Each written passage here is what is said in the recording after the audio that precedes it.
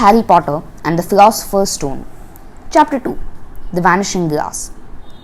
Nearly 10 years had passed since the Dursleys had woken up to find their nephew on the front step, but Privet Drive had hardly changed at all. The sun rose on the same tidy front gardens and lit up the brass number 4 on the Dursleys' front door. It crept into their living room, which was almost exactly the same as it had been on the night when Mr. Dursley had seen that fateful news report about the owls. Only the photographs on the mantelpiece really showed how much time had passed. 10 years ago, there had been lots of pictures of what looked like a large pink beach ball wearing different colored bobble hats. But Dudley Dursley was no longer a baby, and now the photographs showed a large, blonde boy riding his first bicycle on a roundabout at the fair, playing a computer game with his father, being hugged and kissed by his mother. The room held no sign at all that another boy lived in the house too. Yet Harry Potter was still there, asleep at the moment, but not for long. His Aunt Petunia was awake, and it was her shrill voice which made the first noise of the day. "Up! Get up! Now!" Harry awoke with a start. His aunt rapped on the door again. "Up!" she screeched. Harry heard her walking towards the kitchen and then the sound of the frying pan being put on the cooker. He rolled onto his back and tried to remember the dream he had been having. It had been a good one. There had been a flying motorbike in it. He had a funny feeling he'd had the same dream before. His aunt was back outside the door. "Are you up yet?" she demanded. "Nearly," said Harry. "Well, get a move on. I want you to look after the bacon and don't dare let it burn. I want everything perfect on Daddy's birthday." Harry groaned. "What did you say?" His aunt snapped through the door. Nothing. Dudley's birthday. How could you have forgotten?" Harry slowly got out of the bed and started looking for socks. He found a pair under his bed and, after pulling a spider off one of them, put them on. Harry was used to spiders because the cupboard under the stairs was full of them, and that was where he slept. When he was dressed and he went down the hall into the kitchen, the table was mostly hidden beneath all Dudley's birthday presents. It looked as though Dudley had got the new computer he wanted, not to mention the second television and the racing bike. Exactly why Dudley wanted a racing bike was a mystery to Harry, as Dudley was very fat and hated exercise, unless of course it involved punching somebody. Dudley's favorite punching bag was Harry, but he couldn't often catch him. Harry didn't look it, but he was very fast. Perhaps it had something to do with living in a dark cupboard, but Harry had always been small and skinny for his age. He looked even smaller and skinnier than he really was because all he had to wear were old clothes of Dudley, and Dudley was about 4 times bigger than he was. Harry had a thin face, knobbly knees, black hair and bright green eyes. He wore round glasses held together with a lot of sellotape because of all the times Dudley had punched him on the nose. The only thing Harry liked about his own appearance was a very thin scar on his forehead, which was shaped like a bolt of lightning. He had it as long as he could remember, and the first question he could ever remember asking his Aunt Petunia was how he had got it. "In the car crash when the parents died," she had said. "And don't ask questions."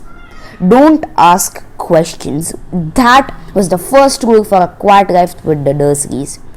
Uncle Vernon entered the kitchen as Harry was turning over the bacon. "Comb your hair!" he barked by way of a morning greeting. About once a week, Uncle Vernon looked over the top of his newspaper and shouted that Harry needed a haircut. Harry must have had more haircuts than the rest of the boys in his class put together, but it made no difference. His hair simply grew the way, all over the place. Harry was frying eggs by the time Dudley arrived in the kitchen with his mother. Dudley looked a lot like Uncle Vernon. He had a large pink face, not much neck, small watery blue eyes, and thick blonde hair that lay smoothly on his thick, fat head. Aunt Petunia often said that Dudley looked like a baby angel. Harry often said that Dudley looked like a pig in a wig.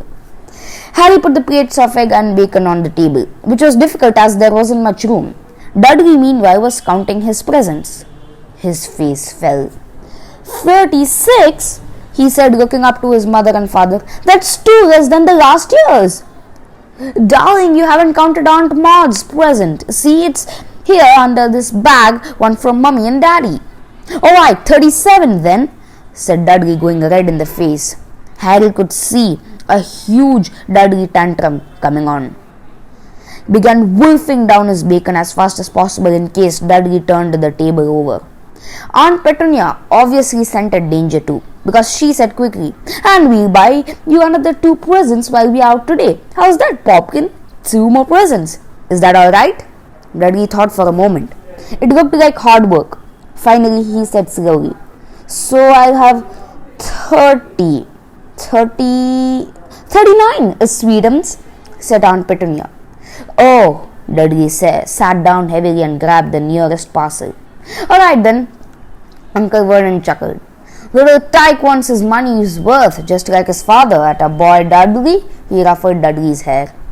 At that moment, the telephone rang, and Aunt Petunia went to answer it while Harry and Uncle Vernon watched Dudley unwrap the racing bike, a sign camera, a remote control airplane, 16 new computer games, and a video recorder. He was ripping the paper off a gold wristwatch when Aunt Petunia came back from the telephone, looking both angry and worried. "Bad news, Vernon," she said. "Mrs. Figg's broken her leg. She can't take him." She jerked her head in Harry's direction. Dudley's mouth fell open in horror, but Harry's heart gave a leap. Every year, on Dudley's birthday, his parents took him and a friend out for the day to adventure parks, hamburger bars, or the cinema. Every year, Harry was left behind with Mrs. Figg, a mad old lady who lives 2 streets away. Harry hated it there. The whole house smelled of cabbage, and Mrs. Figg made him look at the photographs of all the cats she'd ever owned. "Now what?" said Aunt Petunia, looking furiously at Harry as though he'd planned this. Harry knew he ought to feel sorry that Mrs. Figg had broken her leg, but it wasn't easy when he reminded himself it would be a whole year before he had to look at Tibbles, Snowy, Mr. Paws, and Tufty again. "We could phone Marge," Uncle Vernon suggested. "Don't be silly, Vernon. She hates the boy." The Dursleys often spoke about Harry like this, as though he wasn't there, or rather as though he was something very nasty that couldn't understand them, like a slug. What about what's her name? Yon. "On holiday in Majorca," snapped Aunt Petunia. "You could just leave me here," Harry put out in hopefully he'd be able to watch what he wanted on television for a change and maybe even have a go on Dudley's computer. Aunt Petunia looked as though she'd just swallowed a lemon. "And come back and find the house in ruins," she snarled. "I won't blow up the house," said Harry, but they weren't listening. "I suppose we could take him to the zoo," said Aunt Petunia slowly, "and leave him in the car." "That car's new. He's not sitting in it alone." Dudley began to cry loudly. In fact, he wasn't really crying. It had been years since he'd really cried, but he knew that if he screwed up his face and wailed, his mother would give him anything he wanted. "Dinky Daddy Dums, don't cry. Mummy won't let him spoil your special day," she cried, flinging her arms around him. "I don't want him to come," Dudley yelled between huge pretend sobs. "He always spoils everything." He shot Harry a nasty grin through the gap in his mother's arms. Just then the doorbell rang. "Oh, good Lord, they are here," said Aunt Petunia frantically. And a moment later, Dudley's best friend, Piers Polkiss, walked in with his mother. Piers was a scrawny boy with his face like a rat. He was usually the one who held people's arms behind their backs while Dudley hit them. Dudley stopped pretending to cry at once. Half an hour later, Harry, who couldn't believe his luck, was sitting in the back of the Dursleys' car with Piers and Dudley on the way to the zoo for the first time in his life. His aunt and uncle hadn't been able to think of anything else to do with him, but before they left, Uncle Vernon had taken Harry aside. "I'm warning you," he said, putting his large purple face right up close to Harry's. I'm warning you now, boy. Any funny business, anything at all, and you'll be in that cupboard from now until Christmas. I'm not going to do anything, said Harry, honestly, but Uncle Vernon didn't believe him. No one ever did. The problem was, strange things often happened around Harry, and it was just no good telling the Dursleys he didn't make them happen. Once, Aunt Petunia, tired of Harry coming back from the barber's looking as though he hadn't been at all, had taken a pair of kitchen scissors and cut his hair so short he was almost bald except for his fringe, which she left to hide that horrible scar. Dudley had laughed himself silly at Harry, who spent a sleepless night imagining school the next day, where he already laughing at for his baggy clothes and sellotaped glasses. Next morning, however, he had got up to find his hair exactly as it had been before Aunt Petunia had sheared it off. He had been given a week in his cupboard for this, even though he had tried explaining that he couldn't explain how it had grown back so quickly. Another time, Aunt Petunia had been trying to force him into a revolting old jumper of Dudley's, brown with orange baubles. The harder she tried to pull it over his head, the smaller it seemed to become, until finally it might have fitted a glove puppet, but certainly wouldn't fit Harry. Aunt Petunia decided it must have shrunk in the wash, and to his great relief, Harry wasn't punished. On the other hand, he got into terrible troubles for being found on the roof of school kitchens.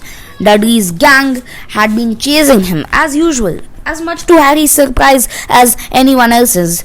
There he was, sitting on the chimney.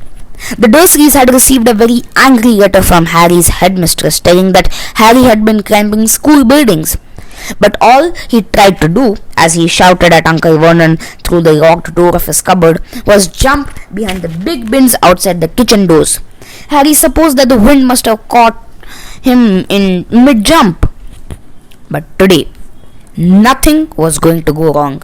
It was even worth being with Dudley and Pierce to be spending the day somewhere that wasn't school, his cupboard, or Mrs. Figg's cabbage-smelling living room. While he drove, Uncle Vernon complained to Petunia. He liked to complain about things. People at work, Harry, the council, Harry, the bank, and Harry were just a few of his favorite subjects. This morning, it was motorbikes. Roaring along like maniacs, the young hoodlums, he said, as a motorbike overtook them. I had a dream about a motorbike, said Harry, remembering suddenly. It was flying. Uncle Vernon nearly crashed into the car in front. He turned right around in his seat and yelled at Harry, his face like a gigantic beetroot with a mustache. Motorbikes don't fly! Dudley and Pierce sniggered. I know, they don't, said Harry. It was only a dream. But he wished he hadn't said anything. If there was one thing the Dursleys hated even more than his asking questions, it was his talking about anything acting in a way it shouldn't. No matter if it was in a dream or even a cartoon, they seemed to think he might get dangerous ideas. It was a very sunny Saturday, and the zoo was overcrowded with families. The Dursleys bought Dudley and Pierce large chocolate ice creams at the entrance, and then because the smiling lady in the van had asked Harry what he wanted before they could hurry him away, they bought him a cheap lemon ice lolly. It wasn't bad either, Harry thought, licking it as they watched a gorilla scratching its head and looking remarkably like Dudley, except that it wasn't blonde. Harry had the best morning he'd had in a long time. He was careful to walk a little away apart from the Dursleys so that Dudley and Pierce, who were starting to get bored with animals by lunchtime, wouldn't fall back on their favorite hobby of hitting him. They ate in the zoo restaurant, and when Dudley had a tantrum because his knickerbocker glory wasn't big enough, Uncle Vernon bought him another one, and Harry was allowed to finish the first. Harry felt afterwards that he should have known it was all too good to last. After lunch, they went to the reptile house. It was cool and dark in there. with lit windows all along the walls. Behind the glass, all sorts of lizards and snakes were crawling and slithering over bits of wood and stone. Dudley and Pierce wanted to see a huge poisonous cobras and thick man-crushing pythons. Dudley quickly found the largest snake in the place. It could have wrapped its body twice around Uncle Vernon's car and crushed it into a dustbin, but at the moment it didn't look in the mood. In fact, it was fast asleep.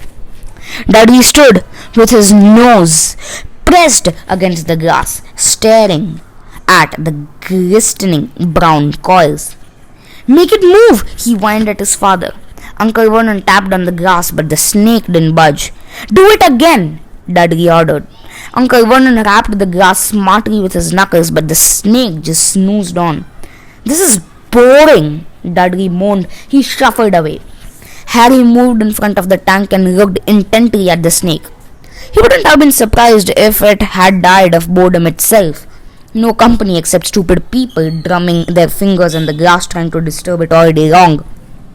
It was worse than having a cupboard as a bedroom, where the only visitor was Aunt Petunia hammering on the door to wake you up. At least he got to visit the rest of the house. The snake suddenly opened its beady eyes. Slowly, very slowly, it raised its head until its eyes were on a level with Harry's. It winked. Harry stared. Then he looked quickly around to see if anyone was watching. They weren't. He looked back at the snake and winked too. The snake jerked its head towards Uncle Vernon and Dudley, then raised its eyes to the ceiling. It gave Harry a look that said quite plainly, "I get that all the time." "I know," Harry murmured through the glass, though he wasn't sure the snake could hear him. "It must be really annoying." The snake nodded vigorously. "Where do you come from anyway?" Harry asked. The snake jabbed its tail at a little sign next to the glass. Harry peered at it. "Boa constrictor, Brazil." "Was it nice there?" The boa constrictor jabbed its tail at the sign, and Harry read on. "The specimen was bred in the zoo." "Oh, I see. So you have never been to Brazil?" As the snake shook its head, a deafening shout behind Harry made both of them jump. "Dudley! Mr. Dursley! Come and look at the snake! You won't believe what it's doing!" Dudley came waddling towards them as fast as he could. "Out of the way, you!" he said, punching Harry in the ribs. Caught by surprise, Harry fell hard on the concrete floor. What came next happened so fast. No one saw how it happened. 1 second. Pierce and Dudley were leaning right up close to the glass. The next, they had leapt back with howls of horror. Harry sat up and gasped. The glass front of the boa constrictor's tank had vanished. The great